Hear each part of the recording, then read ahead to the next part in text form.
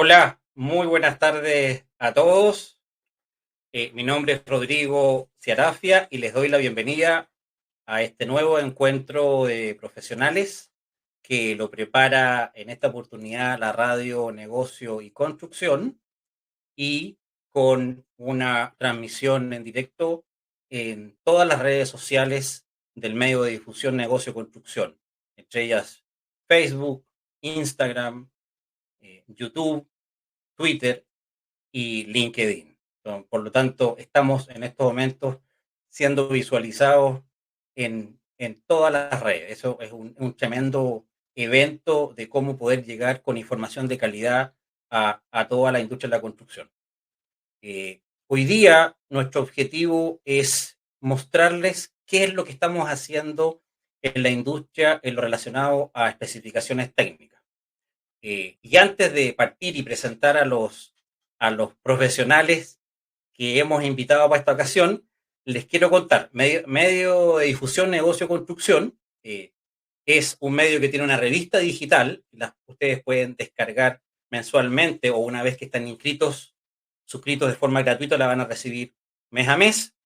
Los protagonistas son las personas, ¿vale? Cada persona plantea su visión, su experiencia, su expectativa, su crítica en varias secciones relacionadas con la industria de la construcción. Aparte, para los clientes que permiten que el medio de difusión funcione, tenemos un catálogo CI o catálogo de construcción industrializada donde pueden promover sus productos, servicios, materiales y soluciones constructivas. Queremos agradecer a todos los patrocinadores que han permitido y apoyan esta actividad promocionándola en sus redes. Y en esta oportunidad les quiero dar las gracias a dos empresas. Una, Matheson, que lleva más de 80 años entregando soluciones de abastecimiento que impactan la productividad de tu negocio, y a Spec Atelier, que es una plataforma de generación y gestión digital para la especificación de proyectos de construcción.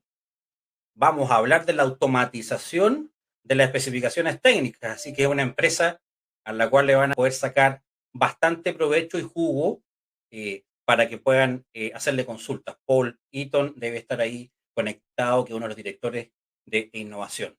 Voy a empezar a presentar a quienes hoy día nos acompañan.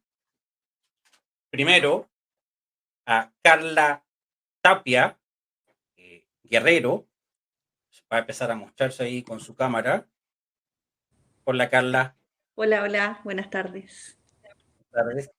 Y Carla es ingeniero civil hidráulico, magíster en ingeniería de la energía, con más de 20 años de experiencia laboral, que incluyen el asesoramiento en operación de sistemas de agua, relaves y tranques en minería, administración de contratos, licitaciones, diseño de sistemas mineros para el almacenamiento y transporte fluido, mineral, relaves y concentrado, además de trabajos en laboratorio de reología.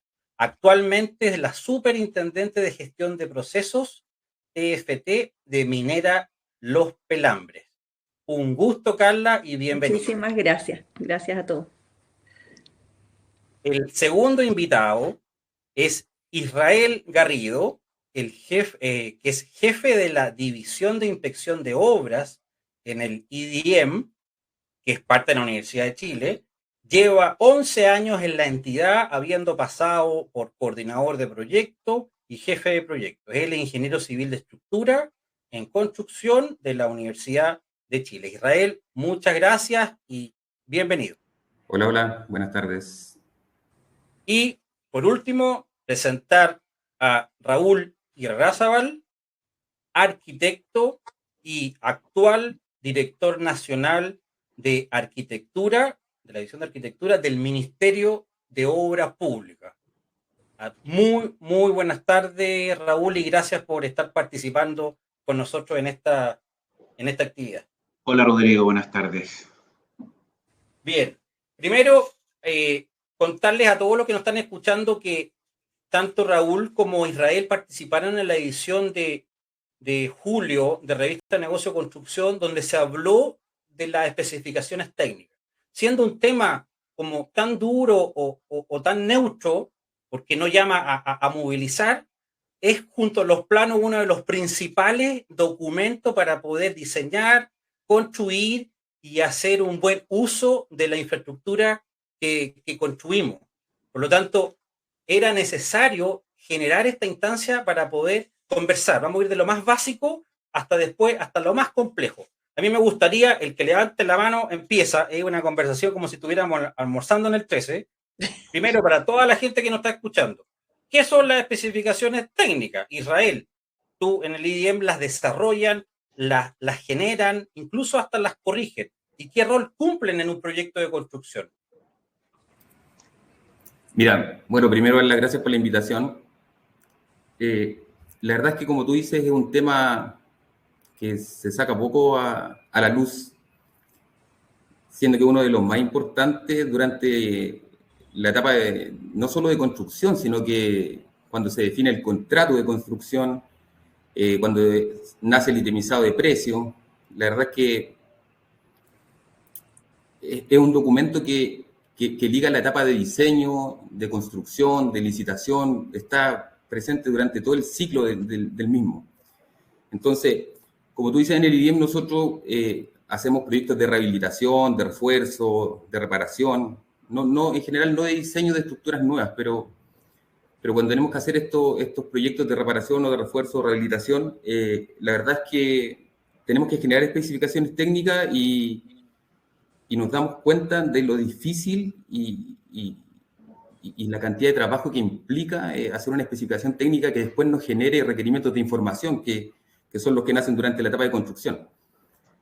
Entonces, cuando hoy yo estoy en el área de inspección técnica de obra, la verdad es que nos damos cuenta que si tú le preguntas a la mayoría de la gente que hoy día está en obra de nuestro equipo, cómo son las especificaciones técnicas, te dicen lo que generalmente el mercado señala, que son malas. Hay que ser directo y decir que son malas o son deficientes. Entonces, ¿dónde fallamos? ¿Dónde fallamos? Yo creo que fallamos en no hacer, no incluir los requerimientos que hoy día no son normativos y que hoy día nos podrían ayudar perfectamente a aceptar o a rechazar partidas.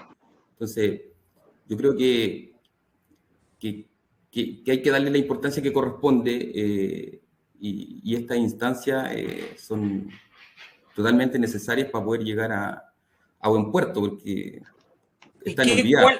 ¿Cuál, Israel, son, si haces un 3 puntos o 4 puntos, qué información es la básica o los requisitos que deben incluirse en una especificación técnica?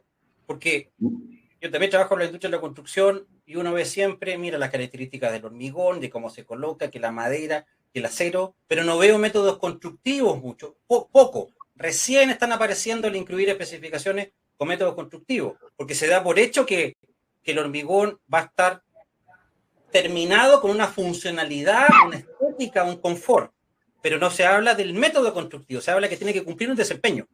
Entonces, si tú tendrías que hacer un listado de las cosas que tienen que comprender una especificación técnica, porque tú acabas de decir, son malas. Ya, pero bueno, ayudémosle a los que nos están escuchando y a los profesionales, ¿qué debe tener una especificación técnica? Lo básico. ¿O a partir de qué documento se puede armar? Sí, no, de acuerdo. Yo creo que con 4 nos quedamos un poquito cortos, pero para resumirlo, podría ser, no sé, criterios de aceptación que sean cuantificables, ¿cierto? Que se puedan comprobar, no algo que dependa del ojo.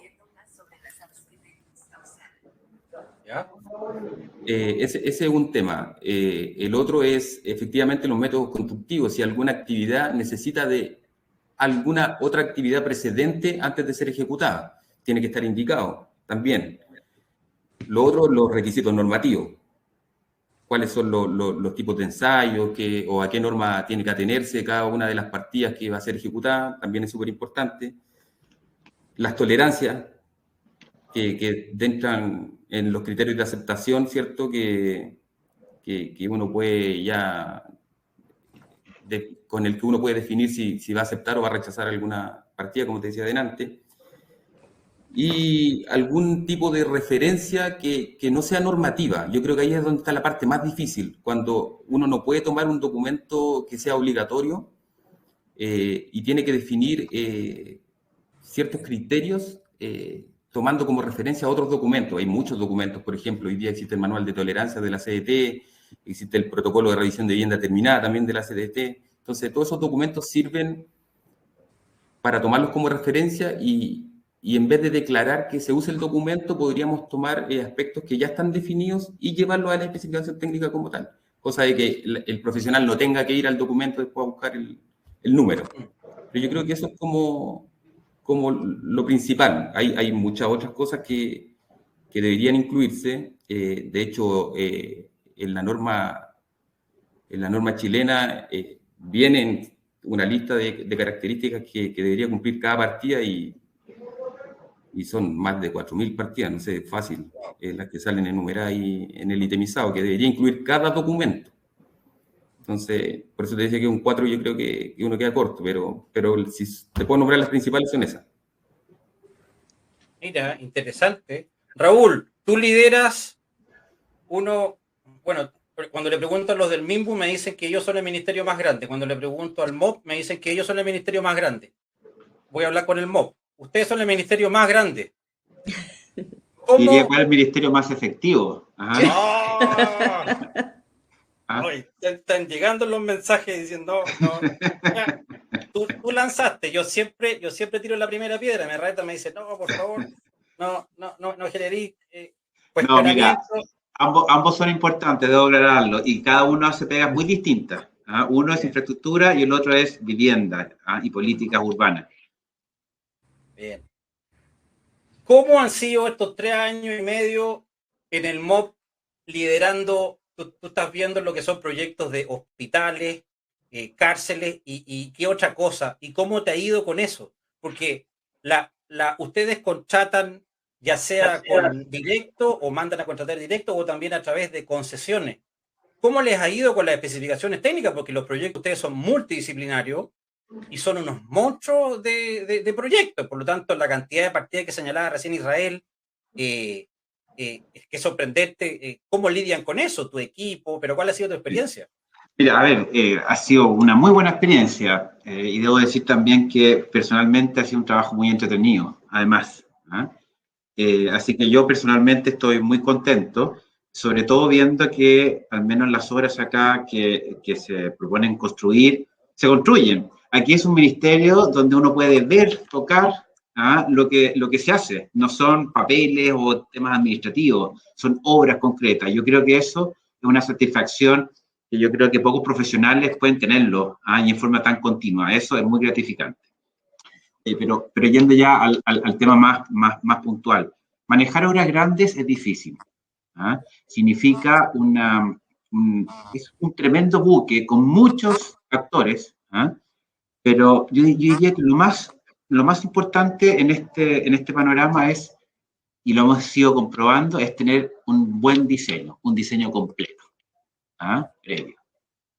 Y obviamente un diseño completo tiene dos partes que son fundamentales: especificaciones técnicas y planimetría o diseño en planos. Estamos hablando de el 50%, yo diría, de un buen diseño son especificaciones técnicas. Wow. Y eso lo hemos ido constatando acá, y obviamente la ecuación es muy simple.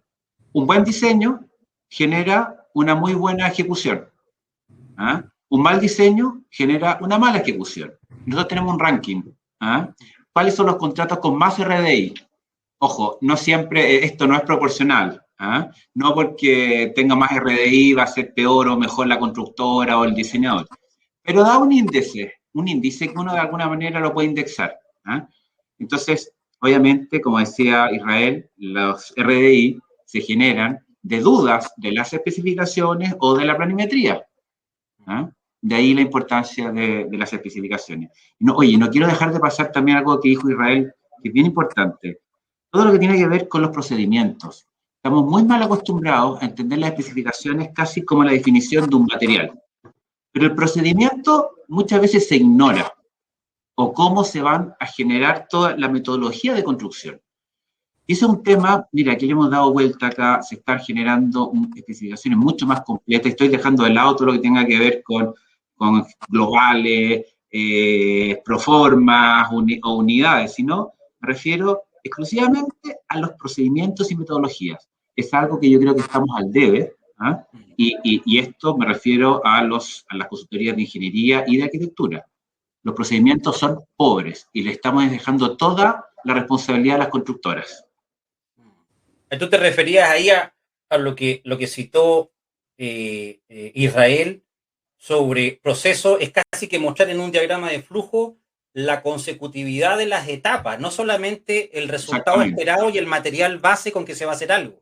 Mira, les voy a poner un ejemplo súper simple. Estamos terminando el diseño de la Basílica de Salvador, ¿ah? Esta iglesia grande que queda en Santiago Centro, en el barrio Yungay. Un edificio de albañilería, sin estructura, ¿ah? Que se le van a poner patines, por decirlo de alguna manera, se le van a poner aisladores sísmicos. Imagínense lo que es básicamente que todo el edificio hay que sacarle la base y que repose de un día para otro en temas puntuales, en los aisladores.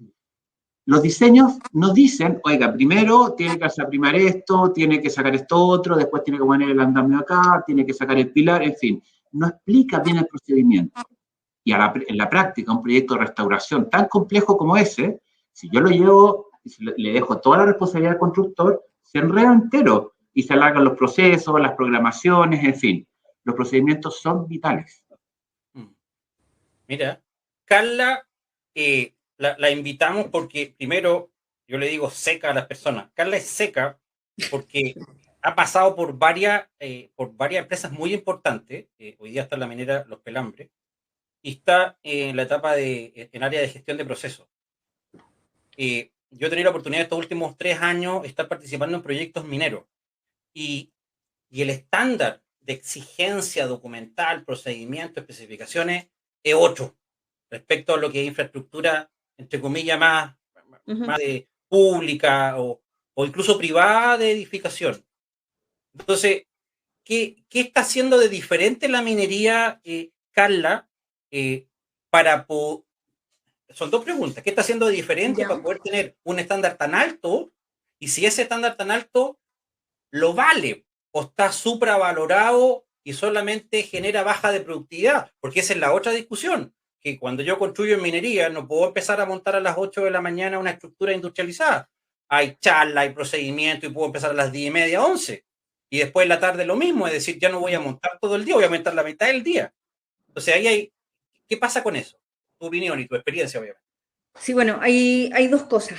Respecto a todo este tema que tiene que ver con las documentaciones, efectivamente, o sea, por ejemplo, tú puedes tener en un proyecto más de 1000 documentos relacionados a un proyecto que puede ser pequeño, por decir así, en una ingeniería de detalle.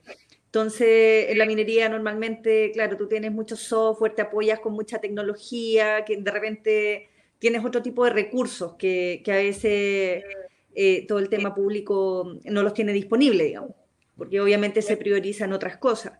A mí me tocó participar una vez, por ejemplo, en un proyecto para una represa de agua para el MOP y estaban fascinados con el desarrollo del proyecto por la cantidad de documentación y tan claro y tan ordenado, porque lo había hecho una empresa que normalmente hace proyectos para minería. Entonces estaban fascinados. El tema es lo que tienes que pagar por eso al final. Entonces, claro, hay 2 temas. Tienes una cantidad de documentos que son bien específicos, tienes las especificaciones de materiales que utilizas. Normalmente se tienen estos procedimientos constructivos porque está asociado a muchas normas internacionales que, como mencionaba Israel en un minuto, por ejemplo, como la norma chilena, que también está incluida por razones claras. Entonces, esas normas en sí ya te dan muchos procedimientos de cómo hacer muchas cosas. Cómo cambiar una tubería, cómo hacer una soldadura, o sea, todo ese tipo de cosas están normadas, entonces tú al final en tu especificación técnica llamas a esa norma internacional. Por ende, el constructor es muy difícil que te esté preguntando si ya conoce la norma internacional. ¿Ya? Obviamente siempre quedan gaps por cosas que son un poco distintas, que estructuras que pueden ser un poco más puntuales, por ejemplo, lo que mencionaban también ahí del tema de la iglesia, a lo mejor no es algo así como tan estándar, ponerle patín a una iglesia de hace muchos años, digamos, y puede tener sus complicaciones y efectivamente debería quedar más especificado. Pero uno también, dentro de la documentación, cuando tú tienes estas bases técnicas, efectivamente puedes pedir que te creen un documento de programación o sea, uno tiene que visualizar esos temas. Respecto al tema de la eficiencia, yo creo que vale la pena. Lo que pasa es que estamos hablando que son obras gigantes, o sea, no sé, la fundación de un molino son más de 1000 metros cúbicos de hormigonado. Entonces, tienes que tener estos procedimientos, tienes que tener estas charlas de seguridad en que tú te aseguras que toda la gente está súper conectada con lo que tiene que hacer, porque el error puede ser muy grande.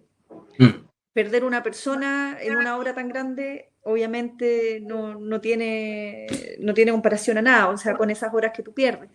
Y todas esas horas efectivamente se analizan, o sea, tenemos obras, por ejemplo, no sé, ahora se está construyendo Quebrada Blanca 2, prácticamente 5.000 metros de altura. Entonces tú sabes que efectivamente la gente que va a estar ahí construyendo, a lo mejor va a estar 30% del día productivo, porque trabajar a 5.000 metros de altura no es lo mismo que trabajar a nivel del mar. Te sientes mal, tienes fatiga, entonces, aparte de todas estas charlas. Pero eso se considera, y se considera dentro de los costos que va a tener. Y aún así, si los números te siguen dando azules, tú lo vas a hacer igual. Lo importante es la estimación inicial y la programación inicial. Es solamente coincidencia la pregunta que te voy a hacer ahora sobre construcción industrializada, Raúl.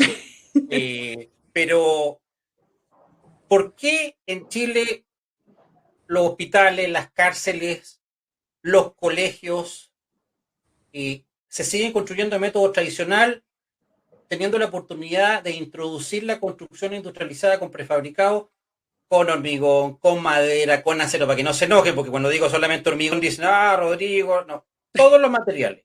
Más que nada la industrialización. Tú señalaste que el 50%, y es fuertísimo, casi un 50% de importancia e impacto tiene un buen desarrollo de especificaciones técnicas para lograr un buen diseño. Pero ojo, cuando tú estás desarrollando un diseño, son personas que tienen mucha experiencia, y así uno lo esperaría, pero te encuentras con que el 95% de esas personas que están preparando los diseños llevan construyendo de la misma manera. Por lo tanto, exacto, ¿cómo logras introducir cambios con todo esto que en todos lados andábamos hablando de construcción industrializada, no solamente yo?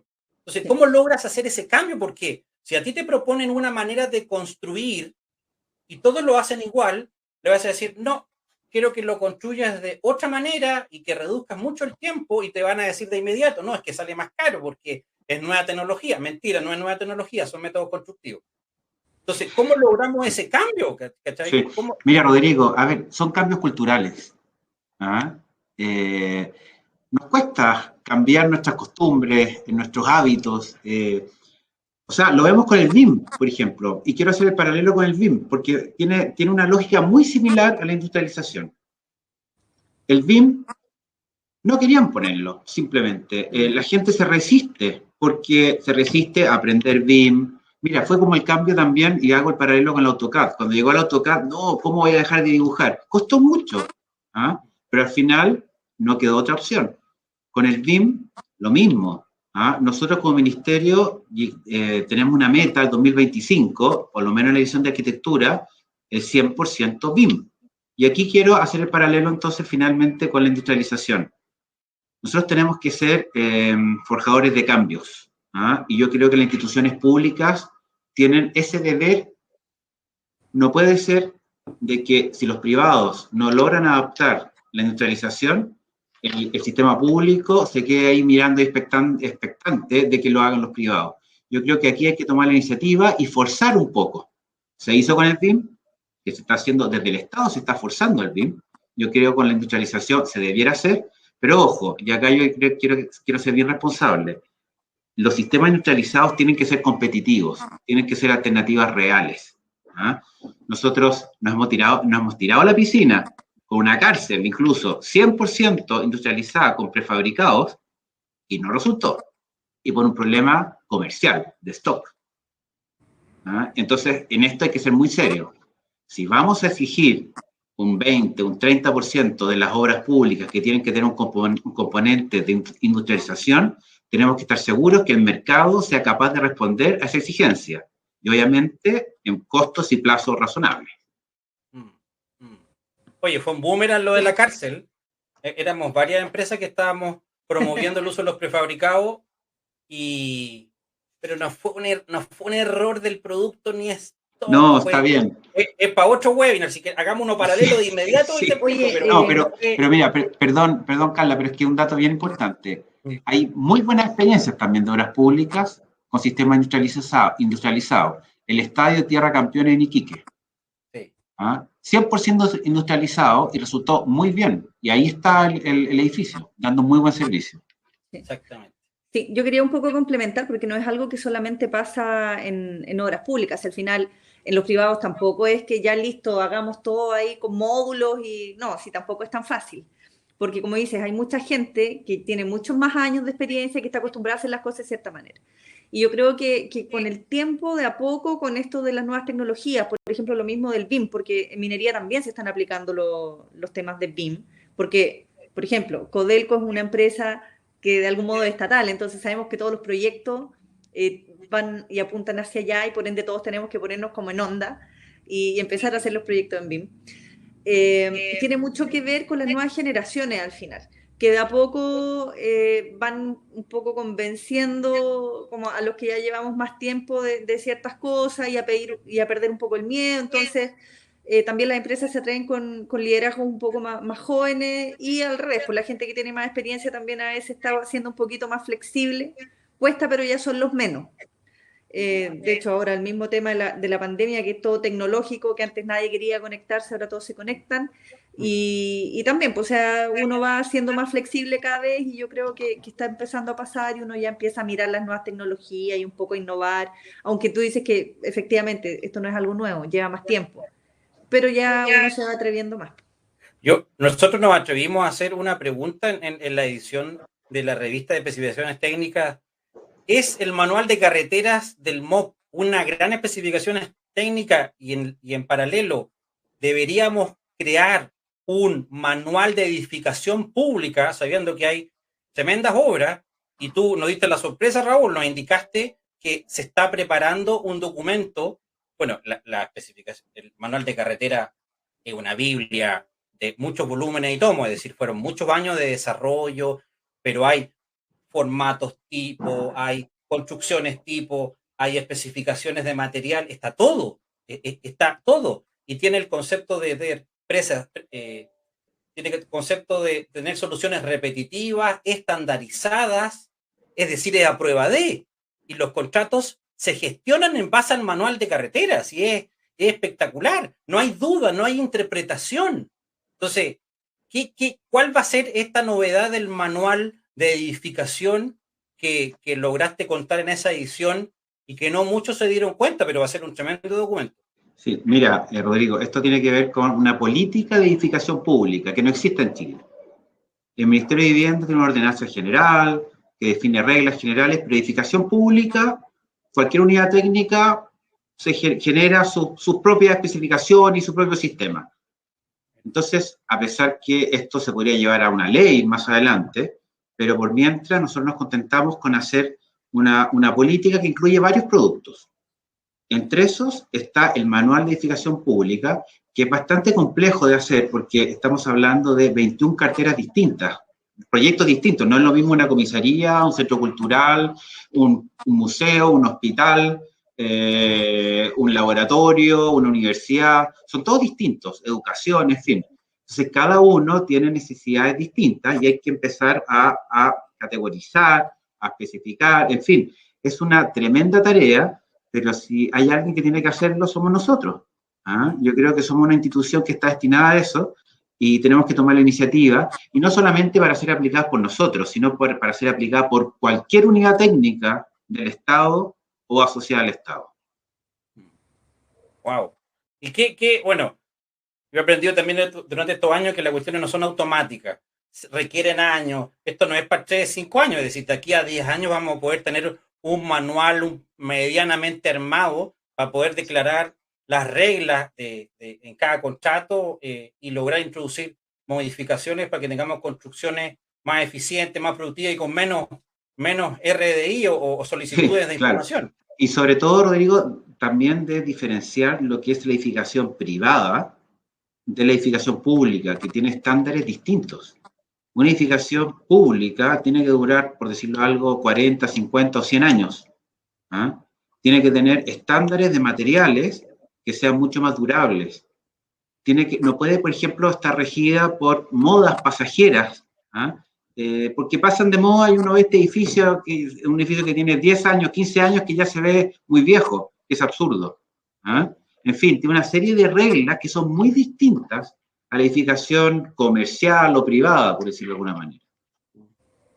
¿Con qué te encuentras tú, Israel, en todo tu quehacer diario, en lo que es coordinación, desarrollo de proyectos y inspección, en lo que son las especificaciones técnicas? ¿Leen las especificaciones, las aplican? ¿Cuáles son las sorpresas con las que te encuentras? Hay poquita gente viéndonos en todas las redes sociales y conectado. Pierde cuidado que después te van a salir a buscar. No. Mira, yo creo que lo principal es cuando no queda claro qué es lo que el cliente realmente quiere. O a lo mejor él lo tiene muy claro, pero no lo supo expresar en un documento.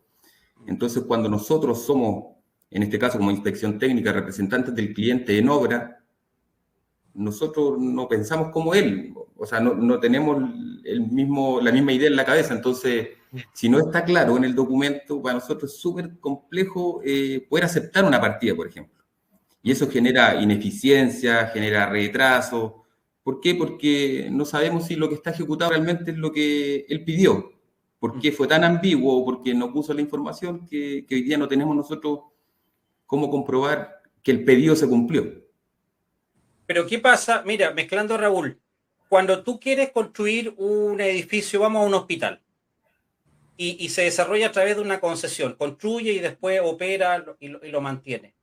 ¿Quién se hace cargo de desarrollar la especificación? ¿Hay una especificación base para poder salir a licitar o se entrega un gran esquema de anteproyecto y cada empresa se hace responsable después de hacer las especificaciones y construir? ¿Cómo se gestiona eso? Lo que pasa es que, bueno, es un tema interesante. La empresa privada tiene muchas más libertades de elegir y de especificar cosas. O sea, él puede pedir la pintura con color, marca y número de grano, no sé. En cambio, entiendo yo que la obra pública tiene que ser un poquito más genérico, no puede cerrarse a trabajar con un proveedor particular. Entonces, ahí depende de qué es lo que te ofrece, obviamente, la empresa constructora o quien se gane el proyecto, ¿cierto? Y ellos tendrán que especificar qué es lo que te están ofreciendo para que el organismo público pueda decidir a quién le adjudica de acuerdo a sus necesidades. Pero en la parte privada... Entonces, en ese sentido, Raúl, y la pregunta también iba para ti, si es la constructora y la que se va a hacer cargo de construir y mantener y operar esta infraestructura importante, hay una contraparte en el ministerio que está revisando las especificaciones para colocar un límite, un piso. ¿Cómo pasa eso? ¿Cómo lo hacen? Porque mira, yo me acuerdo, voy a decir, marca X o similar, es decir, uno casi que era, pero el rey de la venta cuando lograba colocar su marca en una especificación. A mí me tocó hacerlo y lo logré una vez, para un producto en particular de un muro, prefabricado para el metro. Pero es súper difícil. Pero por otro lado te dicen, no podemos colocar marca. Entonces, ¿quién se hace cargo de esa parte de la especificación? ¿Y cuál es tu contraparte en el MOB para poder velar que las especificaciones tengan un estándar de alto nivel, pues no mínimo? Sí. Mira, esto es un tema y no es fácil. Ahora bien, depende mucho de la modalidad de contrato. Obviamente, una concesión, hay un poquito más de libertad en el diseño y en la construcción porque el negocio va por otro lado, va por la operación. ¿Ah? En un pago contra recepción, las especificaciones técnicas las propone la constructora, dentro del, como hace el diseño y la ejecución en un solo contrato, y ahí de alguna manera siempre van al unísono. En cambio, en el sistema tradicional, que es un diseño independiente y después una ejecución posterior, ahí la especificación tiene que ser completamente genérica y esa es la más compleja de todas porque no puede quedar a ninguna interpretación, nada. ¿Ah? Y eso es muy complejo. De hecho, lo que tú decías recién, el equivalente técnico que hablamos nosotros. La constructora puede presentar equivalentes técnicos y es todo un proceso bien complejo, o bien algo que se ocupa muy poco, que es lo que le dicen que es la oferta alternativa. Una empresa constructora, y eso está contemplado dentro de nuestro reglamento, puede presentar una oferta alternativa proponiendo un sistema constructivo o una especificación distinta, pero como alternativa. Tiene que cumplir con la solicitada, pero puede presentar una alternativa. Se ocupa poco, yo creo que no se ha vislumbrado un poco las posibilidades que tiene eso. Pero obviamente es todo un proceso que se hace necesario que nosotros dentro de ingeniería, que están dentro del MOB, tienen que revisar una a una y es un proceso lento y muy complejo, que ahí la verdad tenemos que ser, y ojalá fuera en un corto plazo lo pudiéramos lograr, ser mucho más eficientes en la revisión. Y ojo, en eso obviamente herramientas tan buenas como el BIM u otras pueden ser una gran ayuda o están siendo una gran ayuda. Mira, nosotros mientras estábamos conversando yo iba lanzando varias encuestas y por ejemplo preguntamos, ¿crees que es posible automatizar desde un modelo BIM las especificaciones técnicas? El 70% de las personas y profesionales que nos están escuchando y participando dicen que sí. Es decir, yo tuve la oportunidad de conocer a Dani Lobos, que también fue panelista de los ciclos que tienen varios panelistas en negocio de construcción, para darle la oportunidad a muchos profesionales de la industria. Y él había hecho hace 4 o 5 años atrás, incluso más, una propuesta a través de la parametrización de varias de las entidades que tienes en tu modelo, darle valor, dato, ubicación, caracterización, para poder generar después especificaciones técnicas automatizadas. Cuando nosotros lanzamos la revista y dijimos se pueden automatizar las especificaciones, el tema FOME saltó de inmediato. Teníamos mensaje interno, no, eso es imposible. Todas las especificaciones tienen que hacerse, pero al dedo. Pero si yo vengo, saco 10 especificaciones que he leído durante mis 25 años de experiencia en trabajo, oye, hay 95% de las cosas que son iguales. Entonces, yo creo que para allá vamos. Es decir, lograr a través de un BIM, de un modelo, sacar las especificaciones, y la propia empresa que nos está ahora auspiciando tiene un sistema de gestión y desarrollo de especificaciones técnicas. Ya lo están digitalizando y pierde cuidado que en un tiempo más se van a integrar con BIM, si para allá vamos todos. Entonces, ¿cómo lo esperas tú? Pero ¿se está haciendo alguna política que logre pensar tan ambicioso? Porque eso es lo que yo también me he convencido estos años. Si no lanzamos el tejo lejos diciendo yo quiero obtener esto, no nos seguimos ralentizando y seguimos construyendo como hace 30 años, por Raúl. A ver, yo voy a ir al hueso. Siempre que se construye un hospital, una cárcel o cualquier cosa, dicen, no, mire, este edificio en vez de 2 años se demoró 3 años. Y termina el proyecto y te salen con el adicional de no poquitos millones de dólares. Porque el proyecto cambió. No, pero esa es típica. Entonces, ¿cuánto podemos mejorar? Te hice como 15 preguntas. ¿Cuánto podemos mejorar eso? El BIM, el que a veces salen más caros los proyectos con más plazo, entonces no se estudió bien, 1.300 requests for information en un proyecto, 1.300, si no bajamos las 500 los proyectos, no bajamos. ¿Sí? Mira, a ver, el desafío no es menor. Ahí también estamos trabajando con el Instituto de la Construcción, el Construye 2025, el CCI. Hay varias instituciones que nos están ayudando y el MOB forma parte de esas instituciones. Y la verdad que la apuesta ahora último ha sido más que nada a través del BIM. Pero nos falta ese encaje, llevando las especificaciones técnicas como un estandarte que de alguna manera tiene que ser prioritario dentro del BIM. En este minuto el BIM va a definir cuáles son las interferencias en los proyectos. ¿Ah? Ese es más o menos el objetivo que se persigue, pero generar información adicional. Por ejemplo, no solamente de especificaciones técnicas, sino, por ejemplo, el control de costos asociado al BIM. ¿Por qué yo con el BIM no puedo hacer un diseño con control de costos desde un principio? Desde los primeros rayados, yo puedo saber cuánto vale mi obra, ¿ah? A través de un buen itemizado, asociado a especificaciones técnicas, en fin. Yo creo que ahí nos falta muchísimo por desarrollar, y obviamente nosotros, cualquier propuesta, bienvenida sea, internamente a través de estas tres instituciones, lo estamos haciendo. Pero la verdad, yo creo que todavía falta mucho. Sí, yo ahí puedo acotar, disculpa, pero es que en minería sí lo estamos haciendo. De hecho, en otros países, por ejemplo, incluso en Perú, a veces ahí salen a licitar que se llama el BIM 3D, 4D, 5D, que le llaman, y que va más allá de generar los planos y chequear interferencias, sino que efectivamente se le está metiendo todo lo que tiene que ver con la programación, con los costos y con las partidas. Especificaciones técnicas ya se sacan, ahora obviamente todo tiene su particularidad. Nosotros trabajamos en ambientes que no son iguales, tenemos distintos niveles de corrosión, tenemos distintos niveles de alcalinidad, distinta disponibilidad de agua, entonces hay cosas que sí se pueden estandarizar hasta cierto punto. Y tú puedes hacer una especificación, pero que tiene que tener ciertas cosas y particularidades de la obra. Y esas se van creando las bases de datos para el BIM y tú después eso lo puedes usar en varios proyectos. Pero efectivamente tienes que dejarle esas cosas que siguen siendo como maniobrables y que al final terminan siendo características propias de cada cliente, de cada minera.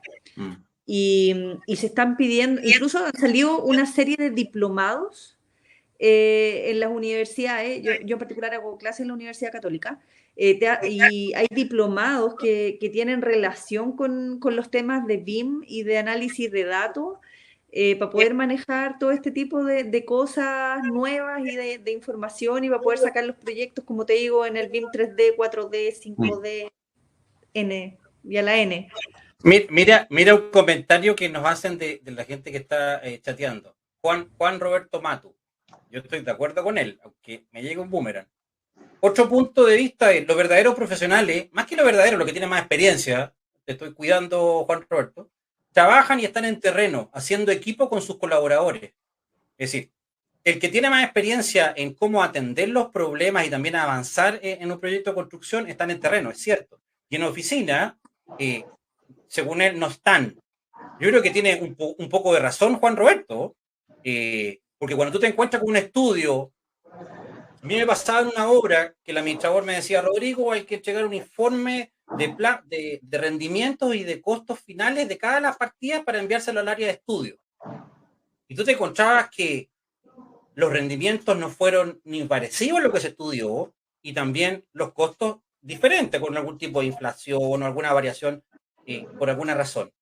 Pero el área de estudio seguía estudiando, buscando este ideal de no, hay que lograr el rendimiento X, sabiendo que te están entregando un informe que no lograste el rendimiento.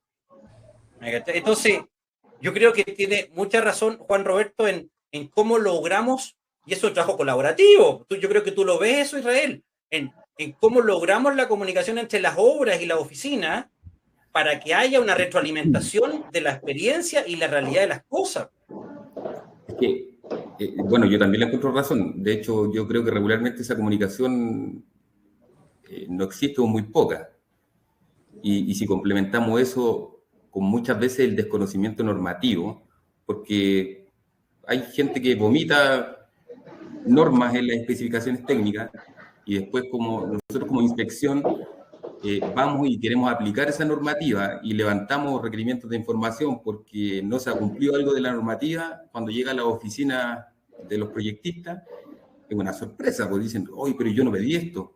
Pero si tú pusiste que había que ejecutar con esta norma y resulta que la norma pide que se cumpla tal aspecto y no lo están haciendo. Y es una sorpresa. Entonces, es mucha mezcla. Esa es la mezcla del desconocimiento de cómo se construye. Yo soy ingeniero civil, trabajé muchos años revisando proyectos y no me quiero echar a mis colegas encima, pero es verdad que hay un desconocimiento de cómo se construye.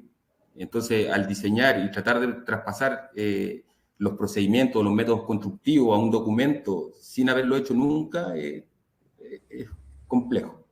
No te preocupes, Israel, ya tenemos la cuña del encuentro. Los profesionales no saben construir. Carla, tú dijiste recién que la cantidad de documentos, en rigor no es la cantidad de documentos, pero te lo voy a preguntar, la cantidad de documentos en una especificación técnica, procedimiento, protocolo, chequeo, el PIE, el PAC, en minería son, pero 2 o 3 veces más que en un proyecto de infraestructura pública, voy a colocar el ejemplo. Ya, pero estamos hablando de papelería para colocar el peso o estamos hablando de documentación que te entrega valor. Y esa documentación, ¿quién la prepara? Muchos más profesionales, porque hay un comentario de otro participante que decía que en Estados Unidos o que en otras industrias se requieren menos personas para preparar una especificación de lo que hacemos acá, que hay 30, 35 personas preparando una especificación técnica. Sí. Bueno, es que en otros países, a mí he tenido la suerte de trabajar en varios países, a veces tienen estandarizadas ciertas cosas, criterios de diseño con cierta estandarización, especificaciones, hojas de datos y un montón de información, que tienen estandarización hasta cierto punto, que es un poco lo que tú mencionabas, porque lo que yo te decía, que después uno toma ese documento y en realidad lo adapta al proyecto. Entonces ahí puede ser que, claro, efectivamente puede que necesite menos gente si lo está haciendo así, o también está muy de moda ya usar cosas modulares, desde las plantas nucleares hasta las minerías, o sea, constructoras grandes como Bechtel, Fluor, etcétera, hacen cosas modulares y las hacen muy parecidas cuando ya son proyectos que se hacen hace muchos años. La cantidad de documentos en realidad son bastantes, pero tienen distinta gente que está involucrada en cuanto al uso. Porque hay gente que va a usar, la gente que hace las compras, la gente que hace las activaciones, la gente que va a construir, la gente que va a inspeccionar. Entonces, al final, cada una tiene un set de documentos que va utilizando y que son más acotados. Entonces, efectivamente, yo creo que la cantidad de documentos, al ser tan específico, de repente requiere un poco más de esfuerzo, pero hace que sea más puntual, porque a veces cuando tienes menos cantidad de documentos te mareas porque incluye desde cómo lo calculaste hasta cómo lo tienes que después ir a monitorear. Entonces, tiene que ver como con la división y cómo lo aplicas. Pero me iluminaste en una cosa, es que me iluminaste en una cosa que es la famosa gestión de riesgos, que en los proyectos mineros se repite mucho. Dicen, no, acá hay que evaluar análisis de sensibilidad. Exacto. De la operación de la construcción. Pero en el lado tuyo, Raúl, de infraestructura pública, se desarrolla la especificación técnica y te soy honesto, no he escuchado análisis o gestión de los riesgos de proceder a construir de tal manera. Está la especificación, está el material y está el resultado. Pero no he visto como capítulos que digan, no, mira, se ha evaluado esto y estos son los escenarios en que funcione o no funcione o falle y estos son los planes alternativos para poder atenderlo. Al hueso, claro, al hueso, Raúl, al hueso. Puede ser que no se vea directamente, a pesar que existe. Lo que pasa son gestiones internas, ¿eh? De las cuales la constructora o el diseñador de ingeniería o arquitectura no los conoce necesariamente, sobre todo en los procesos de formulación se definen. ¿Eh? Los procesos de formulación dentro del Sistema Nacional de Inversiones, me refiero.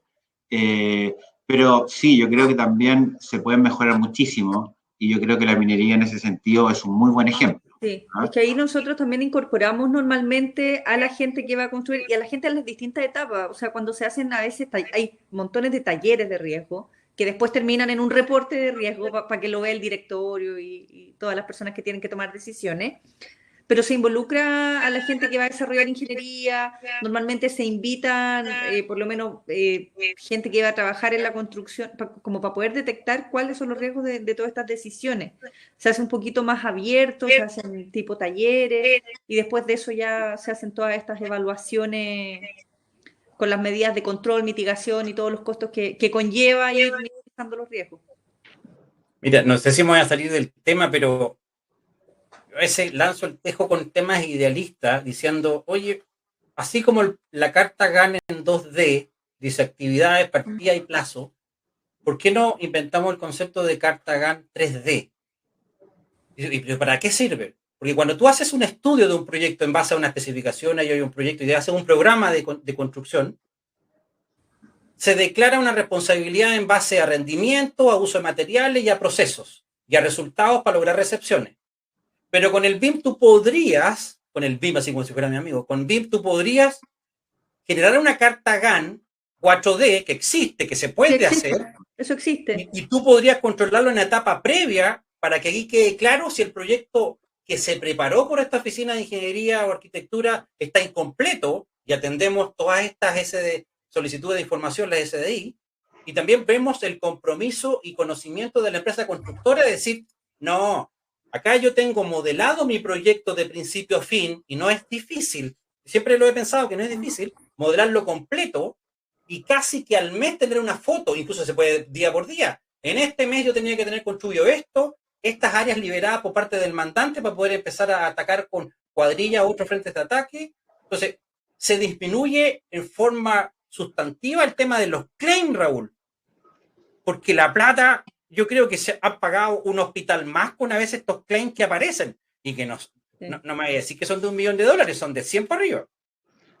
Mira, yo creo que hay un ejemplo súper claro para llevar las cosas a la realidad. Por ejemplo, lo que está pasando con los temas de arqueología en este minuto. ¿No sabes cómo impactan? Y no quiero hablar de los temas ambientales, pero solamente los temas de arqueología. ¿Cómo tú puedes evaluar el riesgo? No es nada de fácil. Se están implementando herramientas para poder evaluar y tomar buenas decisiones ante eventuales hallazgos arqueológicos. Pero es un tema sumamente complejo, que ya tenemos harta experiencia en eso, buena y mala. Pero eso se viene, y yo creo que se viene en todo ámbito de cosas, también en el tema minero, también en el tema académico, en todos los ámbitos. Esa gestión de riesgo ambiental o arqueológico, ojo, arqueológico podría estar también dentro de la línea ambiental, obviamente, es enorme y no ha sido, yo te diría, no ha sido abordado por la industria de la construcción como tal, como riesgo. Y eso se viene. Mira, yo me acuerdo trabajando con Compax en la construcción de una planta de tratamiento de aguas servidas, encontraron en un estanque decían que se parecía a un mamut o restos de ellos. Esa área estuvo para 6 meses, y uno andaba corriendo para todos lados una hora, si uno anda como avión, pero el arqueólogo, no tengo nada contra ellos, aparecía esto como en cámara lenta, entonces tú decías, oye, si ahí está, sácalo. No, es que se puede deteriorar, pero si está, entonces es genial porque le da un marco de referencia a eso, es decir, es un sufrimiento. Sí, y una falta de control del programa, cualquier obra, absolutamente. Entonces, hay un manual de procedimiento arqueológico que se sacó ahora, pero, por ejemplo, falta mejorar las caracterizaciones previas que se hacen de los proyectos. Mira, da para hablar 2 días enteros, solamente de este tema. Así que yo lo pongo sobre la mesa, no quiero, y también tiene mucho que ver con la especificación técnica. La especificación técnica en cuanto a la programación de obras. ¿Cuáles son los críticos? En los críticos no se consideran, por ejemplo, los posibles hallazgos arqueológicos o las liberaciones de los terrenos. Cuando una caracterización así lo dice, que hay potencial arqueológico en un determinado proyecto. Miren lo que pasó en el Olivar, ahí en La Serena. Yo creo que ahí hay un ejemplo súper claro. Bueno, no me quiero extender más porque podemos estar hablando de esto 2 días. Oye, y mira, me iluminaste otra cosa. En las especificaciones técnicas nosotros estamos incluyendo, Israel, o lo que tú estás viendo pasar, lo que son los ciclos de vida útil, el incluir que una obra sea sustentable, el lograr que una obra no sea evaluada solamente como costo directo, sino que su construcción, materiales y operación tenga el menor concepto de construcción sustentable y amigable con el medio ambiente. Es decir, ¿estamos incluyendo eso en las especificaciones técnicas o es otro soñar mío? Yo me gustaría decirte que sí, pero yo creo que a lo mejor es cada vez más. Hay un área especializada en el IDM respecto a este tema y a lo mejor ellos lo tienen un poquito más claro, pero lo que yo he visto, la verdad es que no incluye lo que tiene que incluir y incluso no va más allá. Entonces, es difícil estar pensando no sé, en el stakeholder para involucrarlos dentro de las especificaciones técnicas. Yo creo que no, al menos yo no lo he visto. Sí, mira, yo quiero hablar, a ver, es que hay un tema bien relevante acá. Nosotros impulsamos dentro de la Dirección de Arquitectura el CES, que es Certificado de Eficiencia Energética, ¿ah? Que es una exigencia, que es una certificación chilena, ¿ah? No de afuera, y que ha dado muy buenos resultados, y además se está viendo el tema del sello verde. O sea, no se llama sello verde todavía, pero el sello se refiere a todo el proceso completo, los materiales y el proceso de construcción. Y eso yo creo que más adelante se va a exigir, es algo que viene y hay que adaptarse, y sobre todo lo que tiene que ver con la economía circular, ¿ah? Ustedes saben bien, por ejemplo, lo que tiene que ver con el tratamiento de escombros, la reutilización de escombros, los volúmenes de escombros gigantescos que salen de las obras y después quedan tirados en lugares, en botaderos clandestinos, prácticamente. Eso no puede ser. Y yo creo que ahí las especificaciones, volviendo al tema, tienen mucho que decir. Sí. Es que entonces ahí las especificaciones... En minería efectivamente sí se incluye todo el tema de eficiencia energética y consumo de agua.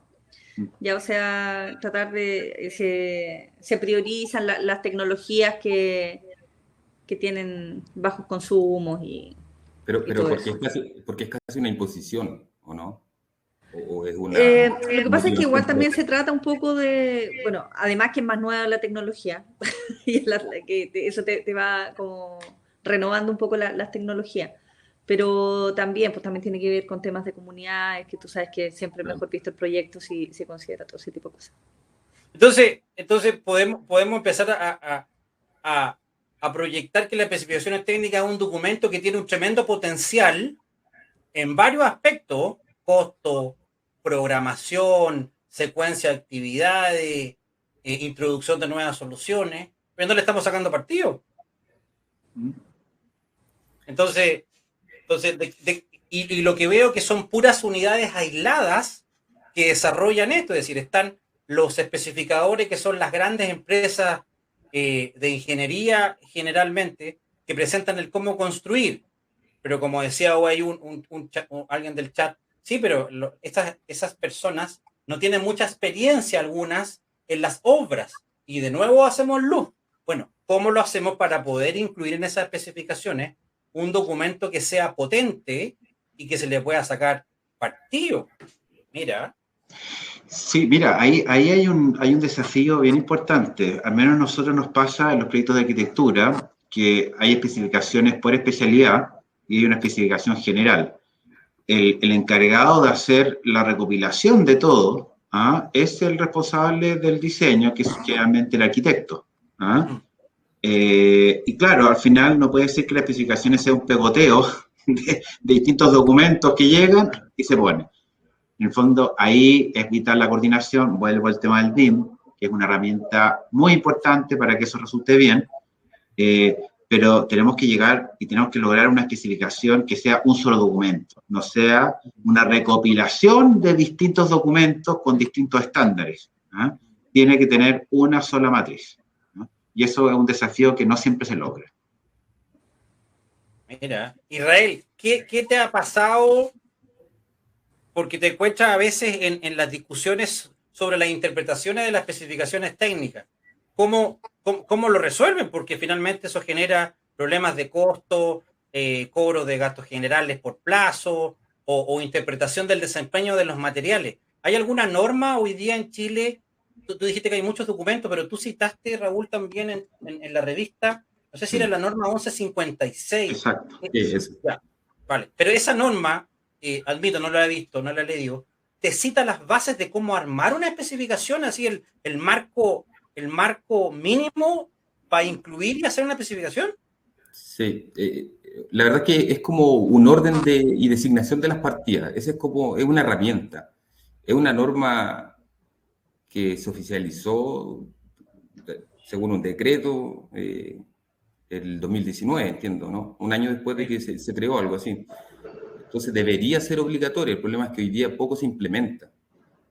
Y esa normativa tiene una codificación de las distintas partidas. Si tú no vas a ocupar alguna partida que está codificada en la norma, te la saltan, ¿no? Pero la idea es que esa codificación que va a ir en tu especificación técnica tenga la misma codificación después, por ejemplo, en los precios unitarios, y tenga la misma codificación a lo mejor en un modelo BIM, y que conversen. Pero hoy día, cuando tú encuentras un A punto obra gruesa, B punto, no sé, y es algo como lo quiere hacer cualquier oficina, pierde el sentido, porque después eso en el presupuesto de construcción va a tener otro itemizado, y después en el modelo va a tener otro itemizado. Entonces información que no conversa, pero debería ocuparse. Yo creo que ahí hay una implementación pendiente.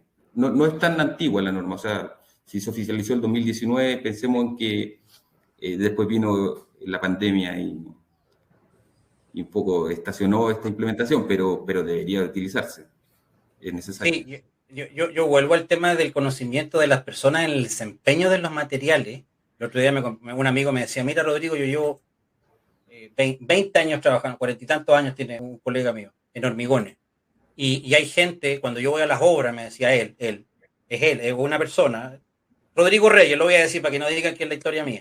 Decía que hay gente que todavía no entiende lo que es el falso fraguado, el fraguado inicial, el desarrollo de la resistencia al hormigón, los tiempos de desmolde, es decir, y se van como al papel. Y dice, chuta, mira, hay que esperar tantos días para desmoldar esta cuestión. Y hoy día tenemos hormigones de alta resistencia, que tú puedes desmoldar antes, lo mismo con otros materiales. Entonces, los desempeños de los materiales han cambiado durante los últimos 30 años. Entonces yo vuelvo, es de conocimiento. ¿Cómo logramos darle más competencia al mercado de la construcción? Porque también está pasando con los oficios, que no hay carpinteros, que no hay enfierradores. Bueno, el bono, paren de dar bonos, por favor, porque la gente no quiere trabajar, ya lo digo, ¿vale? La gente no quiere trabajar, si no desaparecieron todos. Entonces, yo creo que hay que impulsar el mejorar las competencias de las personas. No sé si el CEMSE, pero competencia real, ir a obra y decirle, mira, viejito, así se tiene que hacer el amarre, la armadura, el moldaje, el perfil metálico, la madera, y se están perdiendo los oficios y no están encontrando gente. Entonces, las especificaciones técnicas, incluso, no, estoy llorando mucho. ¿Cómo lo hacemos para mejorar la industria, Raúl? Tú te enfrentas a proyectos gigantes, ¿vale? Y te van a decir, no, mira, hay una condición de mercado que no hay gente. Y no pueden lavarse las manos. Mira, comparto muchas cosas, Rodrigo, que se han dicho. Efectivamente hay poca mano de obra, es un gran problema, hay falta de stock. Es bien irregular porque a pesar que hemos tratado de armar una matriz de sobrecosto, no hemos logrado armar algo sumamente claro porque es muy difícil. El otro día nos pasó, fíjate, una obra en Punta Arenas que tuvimos que hacer un aplazamiento de 2-3 meses porque es una estructura metálica. Dije, ok, me imagino que en Punta Arenas, por el bloqueo que hubo de las aduanas hace poco, no llegaron los materiales, entiendo. Pero después me contaron que la maestraza estaba en Santiago y que tenían que llevar después la estructura en barco. Entonces, yo de repente me cuesta entender un poco la lógica de los sobrecostos. Obviamente habría que ver caso a caso, y hay algunos que están bastante claros, pero en general cuesta armar un panorama claro para poder pronosticar efectivamente, oye, esta obra te va a costar, va a tener tal sobrecosto, esta otra tal sobrecosto, o bien esta se va a mantener en el costo promedio de los últimos 5 años. Es sumamente difícil. Ahora, hay matrices, hay sistemas también de, ¿cómo se llama? Como lo hace Vialidad con estas ecuaciones. Pero yo diría que las especificaciones, de alguna manera, es el documento base y siempre fijo, que no va a cambiar. Y por lo menos tenemos que tener algo sumamente claro y común. Podrán cambiar los gastos generales, utilidades, pero concentrémonos en las especificaciones para siempre hablar el mismo lenguaje. Carla, ¿cómo te ha ido a ti en los desarrollos de los proyectos que tú has participado? ¿Cuáles son las discusiones respecto al tema del uso de las especificaciones técnicas? porque a mí, por un lado, el ralentí o a veces como la menor velocidad que tiene algunos proyectos de minería en reunión para esto, reunión para lo otro, análisis de esto, análisis de lo otro, uno ya como se empieza a acostumbrar y empieza a caminar un poquito más lento incluso, y uno anda corriendo, eh, y si uno declara el alcance al comienzo, te respetan que hay una variación. Es decir, eso me encanta, porque es súper ordenado, Sí. súper ordenado. Pero al mismo tiempo, si tú no te leíste las especificaciones y dejaste pasar algo, te rajan, porque no lo leíste. Entonces, sí, pero ahí ya no es tanto de la industria, ella depende de los profesionales que están involucrados en el proyecto, como en cualquier lado, ¿no? exactamente. Sí, o sea, normalmente los profesionales que están a cargo de las obras de construcción son profesionales que tienen bastante experiencia y normalmente se mueven con sus equipos, así como alguien que construyó en un lado, después se va con su equipo y ya más o menos manejan este tipo de cosas. Siempre salen al final estos temas de los requerimientos de información, ¿ya? Y uno puede decir, mira, pero estaba acá, yo te dije que en el documento tanto, porque igual hay empresas constructoras que te preguntan de todas maneras. Y el problema es que uno pierde mucho tiempo también en decir, oye, pero mira, en el documento tanto, tanto, tanto. Y a veces pasa cuando tú tienes que cambiar un contrato por alguna razón, un contrato que no te estaba funcionando y tienes que de última hora meter a otro contratista y te empiezan a llegar las mismas preguntas y al final uno dice, pucha, si no negociaste bien con ellos estos temas de repente de los plazos, claro, te pueden tapar a preguntas para ir ganando tiempo igual. Y por cosas que a veces tú tienes que contestarle, oye, está en el documento tanto, página tanto, y es porque no se los leyeron o porque se los leyeron, pero tienen sus mañas también. Oye, pero esa es, pero es escalada. Siempre pasa eso, siempre pasa eso. Sí, y te tapan, oye, viene dicho y explicado en el punto tanto. O remítase al otro punto, es simplemente comprensión de lectura. Sí. ¿Y qué pasa si a las especificaciones técnicas, Raúl, Israel, le colocamos esquemas o dibujos en 3D como para ir mostrando algunas cosas? Porque tenemos que admitir que son fome. Nosotros a veces respondemos con esquemas, porque tú decís así como, hágame un monito así, ya es como, ya, hágame el monito. Mira, acaba de salir un documento que les recomiendo leerlo, que es la Ordenanza General de Urbanismo y Construcción con monitos, explicada con pera y manzana. Bien, bien. Y yo, ojalá lo puedan ver, porque es bastante bueno. Sí. Yo creo que, no sé si lo han visto, lo hizo no me acuerdo el nombre de la empresa, pero ahí tienen una muy buena alternativa. Bueno, eso se podría hacer con las especificaciones.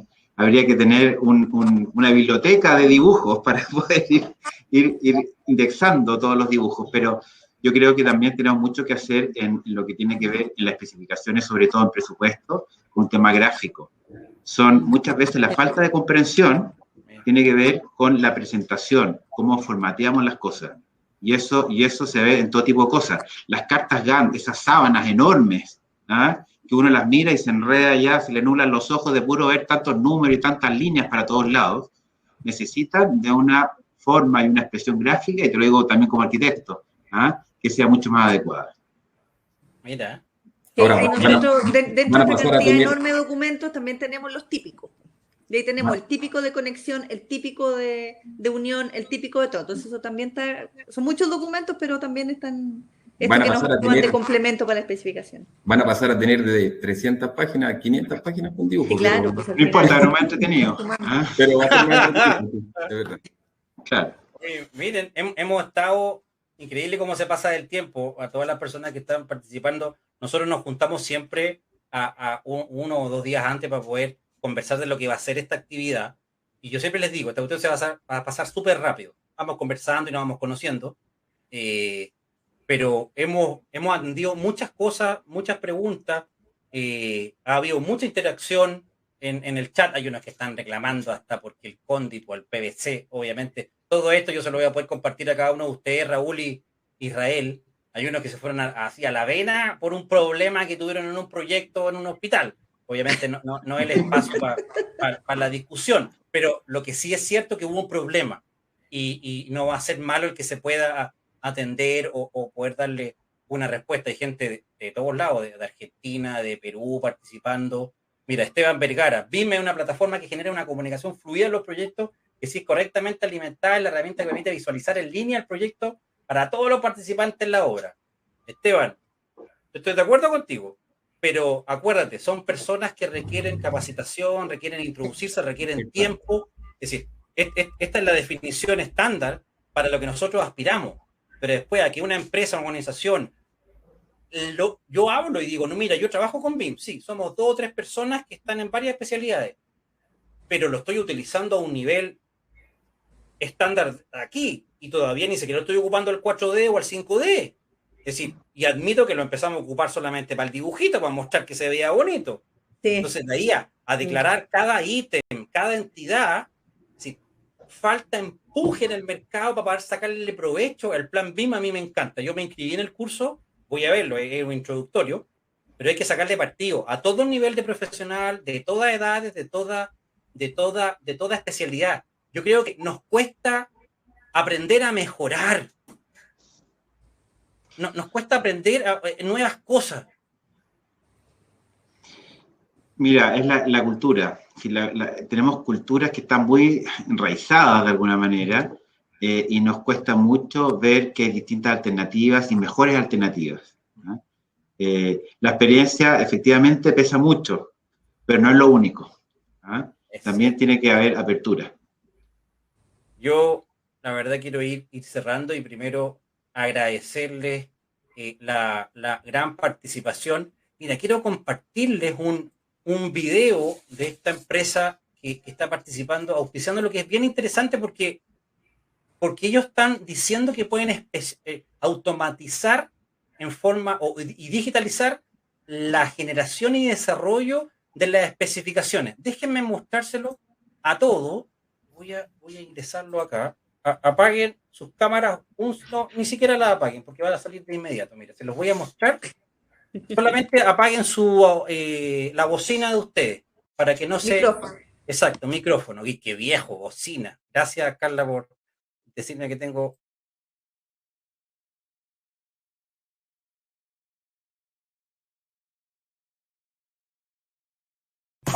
Daniel está a cargo de un proyecto de arquitectura y necesita especificar de forma detallada todos los aspectos de su proyecto. Pasa varias semanas redactando, buscando, revisando, descargando imágenes y pidiendo presupuestos. Camila es la directora de una fábrica de puertas y ventanas que busca la manera de que sus productos y soluciones técnicas sean consideradas por los arquitectos en sus proyectos, y hasta el momento no obtuvo buenos resultados. Para la suerte de Camila y Daniel, creamos Spec Atelier.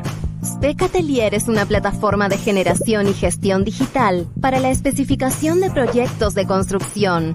Siendo parte de Spec Atelier, arquitectos y profesionales de la construcción encuentran soluciones técnicas que les permiten ahorrar tiempo, dinero y recursos.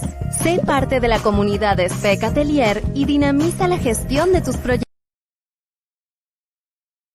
Oye, yo le dije al gerente y el que está liderando la innovación en Spec Atelier, yo le dije, no, espectacular, no es Spec Atelier, cámbiale el nombre, porque si logras automatizar y hacer más fluido el desarrollo de las especificaciones, es genial. Es decir, y así como esta empresa, te aseguro que hay mucha gente que quiere transformar la industria. Ahí les dejo el dato de esta empresa que se ve bien interesante para que puedan conocerla. Yo les quiero primero agradecer, Israel, ya llevamos 1:15. Raúl, haberte sacado 1:15 del ministerio, yo creo que es inédito. Yo te quiero agradecer también, Raúl, la participación de este ratito. Carla, no te podemos sacar tanto el jugo, sé que maneja muchos temas, pero era un bocadillo de poder conversar un ratito y contar un poquito la experiencia que cada uno ha tenido y los dolores. Pues yo era el de los dolores, yo decía el problema, ustedes me dan las soluciones. ¿Qué te pareció, Carla, para ir cerrando? ¿Qué te pareció participar y también darles un saludo a las personas que están conectadas y también viéndonos en todas las redes sociales en estos momentos? Sí, bueno, primero agradecer a todos los que se conectaron, a la paciencia que nos tuvieron y a los que interactuaron también, porque de repente es súper bueno ir conociendo las opiniones de la gente que por algo se está metiendo acá, que normalmente es porque algo pasó alguna vez y quieren ver la visión de lo que uno tiene. La verdad es que es bien entretenido, interesante. Yo he participado en otros webinars, pero normalmente son más estructurados. Uno presenta un tema, etcétera, y al final discute. Pero esto de ir así como tipo mesa redonda virtual, lo encuentro súper bueno porque así uno puede ir también complementando con los otros participantes. Y un gusto conocerlo a todos y muchas gracias por la invitación. Bien, muchas gracias a ti, Carla, por haber participado y obviamente ya de antemano te digo que va a poder ser invitada a algunas ediciones que vienen de la revista Negocio Construcción para que puedas contar tu experiencia y colocar sobre la mesa los temas que movilizan la industria, tanto de la construcción en minería como la minería Okay. propiamente tal. Muchas Israel, gracias. cuéntanos, ¿qué te pareció? Te tiraste al agua con 2 respuestas, te van a ir a buscar mañana, eso está No, pero declarado. me superaste con el de los bonos, así que te van a ir a ¡Ah! buscar a ti mañana. No hay bono, no hay bono Claro. Rodrigo. Bueno, para mí es un tema súper interesante, lo vemos día a día. Entonces, que se quiera volver a dar valor, me parece espectacular. Le agradezco a la gente y a ustedes por el tiempo y pedirle disculpas también porque se quedan muchos temas en el aire. ¿Eh? O sea, hay hartas cosas de las que no pudimos conversar y sé que son igual de importantes, pero habrá otra oportunidad. Gracias a ti, Israel, y al IDIEM también por poder participar y contar su experiencia.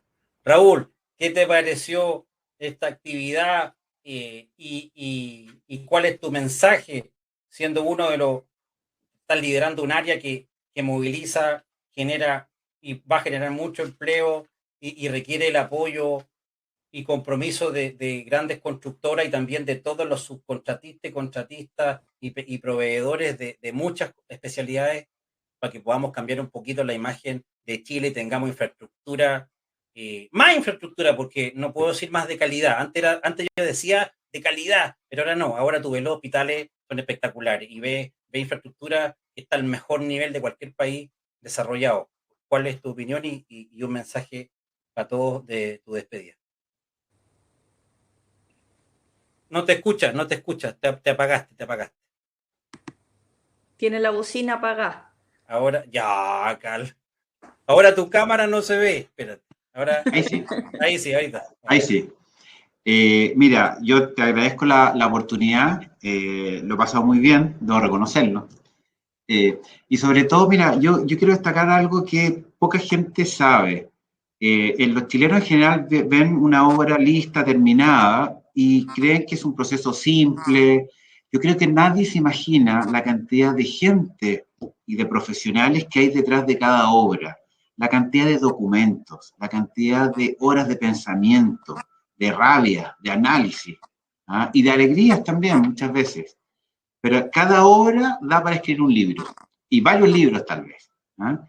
Y eso yo creo es lo que yo creo que hay que destacar, de que las obras en Chile no se hacen de un día para otro, hay toda una planificación, un conjunto de personas que está detrás de esto, muchos funcionarios públicos en el caso de la edificación pública, muchos profesionales en el caso de la edificación también privada o comercial. Y eso se debe dar a conocer. Ojalá que con este tipo de conversaciones se dé cuenta del enorme trabajo que hay detrás de cada obra. Raúl, yo te agradezco a ti el tiempo. Tengo varios amigos en el MOP, en la área de infraestructura de puente, de pasarela, y ahora obviamente estoy tratando de hacerme los amigos o volver a tener los amigos en las cárceles y en los hospitales. Ahí se van a ir desarrollando los espacios. Antes de cerrar, quiero mostrar un video de la segunda empresa que ayudó a que se desarrollara esta actividad, que es Matisen, que es bien relevante lo que hace Matisen porque son 80 años entregando soluciones de abastecimiento que impactan la productividad del negocio. Entonces, veamos un poquito este video para ya ir cerrando sus Carla, te voy a molestar. La bocina apaga, por favor. Los tres apaguen su...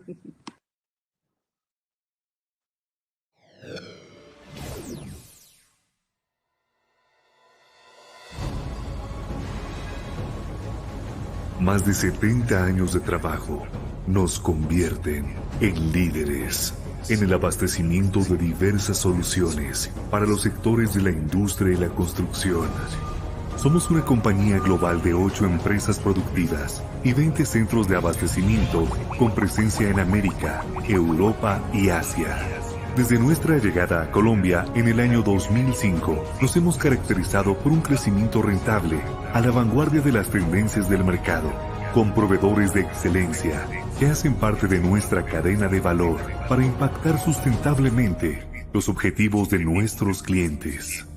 Somos el grupo Matisen. En la división construcción de Matisen, somos especialistas en ofrecer soluciones innovadoras y de alta calidad para diferentes procesos constructivos como cubiertas, fachadas, cerramientos y productos especializados para la comunicación visual. Somos especialistas en ofrecer un servicio integral que incluye asesoría técnica, especificación, respaldo y experiencia.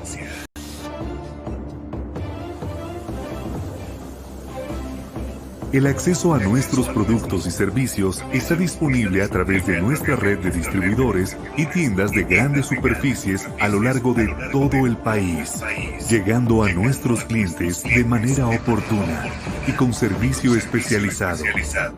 Soluciones de cubiertas y fachadas de alta calidad que brindan confort, protección y diseño, haciendo posible los sueños y proyectos de nuestros clientes. Nuestros productos son utilizados para una amplia gama de aplicaciones en diferentes sectores de la construcción, generando valor a proyectos comerciales, industriales, institucionales y vivienda, entre otros. Somos sinónimo de garantía, servicio y confianza. Respaldamos con calidad todos sus proyectos.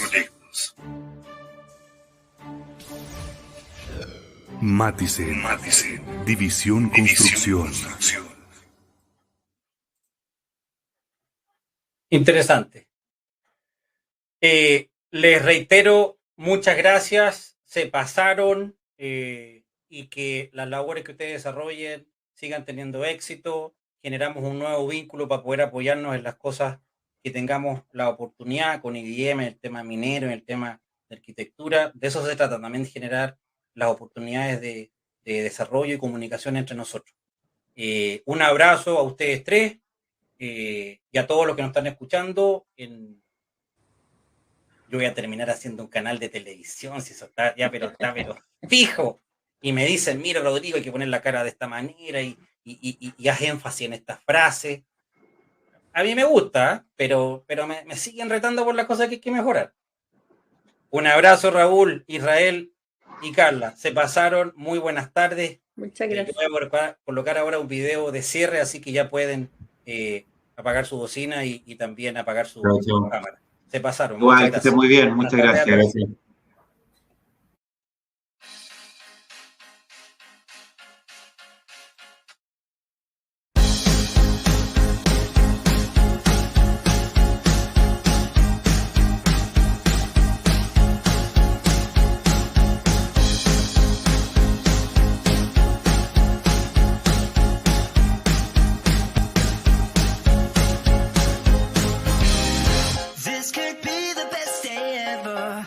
Wasting no more time.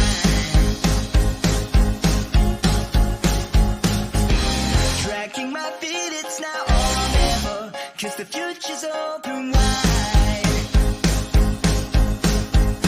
Trapped in suspended animation, for too long I've been here waiting.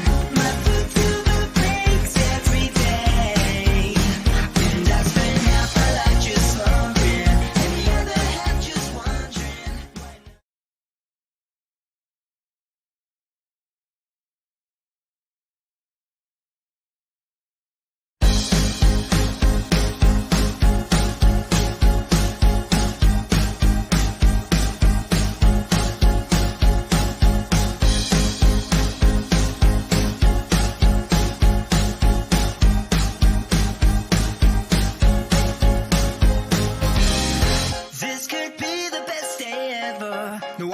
wasting no more time.